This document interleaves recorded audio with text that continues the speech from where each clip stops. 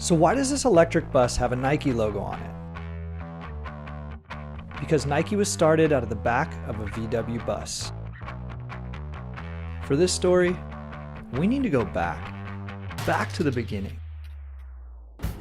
Beaverton, Oregon, home to Nike Inc., a sportswear company founded in the 60s by a runner and his track coach. What few people know is that for the first 7 years, Nike operated under a different name. I'm Jeff Johnson. I was the first full-time employee of Blue Ribbon Sports in January of 1965, the company that eventually morphed into Nike Incorporated. In the 1960s, recreational running wasn't a thing, so Jeff had to go direct to the athletes. This meant he would drive to track meets across the country selling shoes out of the back of his VW bus. But it just was coincidence. The vans were all Volkswagens. And they were good, but they were good vehicles. You could fill up that van with maybe 1,000 pairs of shoes easily. Jeff was selling shoes faster than he could get them.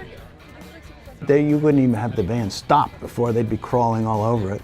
It was not a tough sale. This sparked the idea for 3107 Pico Boulevard, Nike's first retail space. I tried to create an atmosphere where runners would want to come in and somebody would understand them.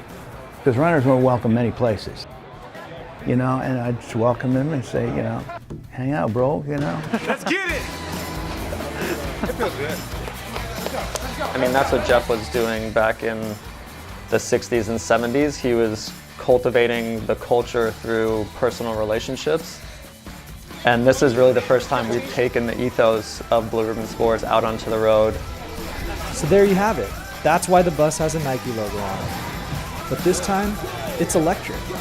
And that's the most important thing with BRS, is the friendships, the bonds, how excited people genuinely are to be around each other. It's super cool. That is so cool. There's a million ways to serve and to reach customers now, but the human touch is what will get you there.